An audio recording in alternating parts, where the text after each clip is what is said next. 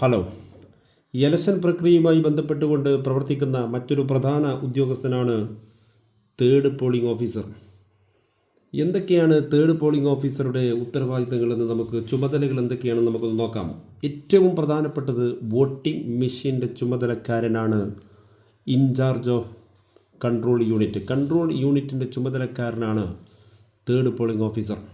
Voting കമ്പാർട്ട്മെൻറ്റിൽ ആരും ഇല്ല എന്ന് ഉറപ്പാക്കിയതിന് ശേഷം കൺട്രോൾ യൂണിറ്റിലെ ബാലറ്റ് ബട്ടൺ പ്രസ് ചെയ്ത് ശേഷം വോട്ടറോട് വോട്ടിംഗ് കമ്പാർട്ട്മെൻറ്റിലേക്ക് പോയി വോട്ട് ചെയ്യാൻ ആവശ്യപ്പെടണം.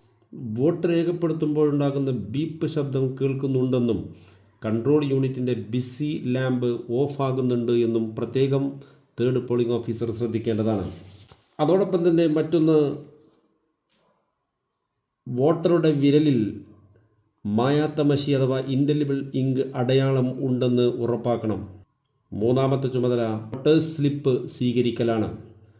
സെക്കൻഡ് പോളിംഗ് ഓഫീസർ നൽകിയ വോട്ടേഴ്സ് സ്ലിപ്പുമായി വോട്ടർ വരുമ്പോൾ അത് വാങ്ങി ക്രമമായി അടുക്കി വെക്കണം. 100 വീതം ബണ്ടിലാക്കി റബ്ബർ ബാൻഡിട്ട് സൂക്ഷിക്കുകയാണ് വേണ്ടത്. ഏതായാലും പോളിംഗ് ടീമിൽ ഏറ്റവും ഉത്തരവാദിത്തമുള്ള മറ്റൊരു ഓഫീസറാണ് തേർഡ് പോളിംഗ് ഓഫീസർ. മെഷീനിൽ നിന്നും ബീപ്പ് ശബ്ദം കേൾക്കുന്നുണ്ട് എന്ന് പ്രത്യേകം ഉറപ്പാക്കണം. ഒരു വോട്ടർ പഞ്ചായത്ത് ഇലക്ഷനിലേക്കാണ് എങ്കിൽ ഒരു വോട്ടർ 3 വോട്ടും ചെയ്യുന്നുണ്ട് എന്ന് പ്രത്യേകം ശ്രദ്ധിക്കേണ്ടതാണ്. ഗ്രാമപഞ്ചായത്ത്, ബ്ലോക്ക് പഞ്ചായത്ത്, ജില്ലാ പഞ്ചായത്തേക്ക് ഒരു വോട്ടർക്ക് 3 വോട്ട് ഉണ്ടാകുന്നതാണ്. അതിൽ 3ലും വോട്ട് ചെയ്യാൻ നിർബന്ധമായിട്ടും വോട്ടറോട് ആവശ്യപ്പെടേണ്ടതാണ്.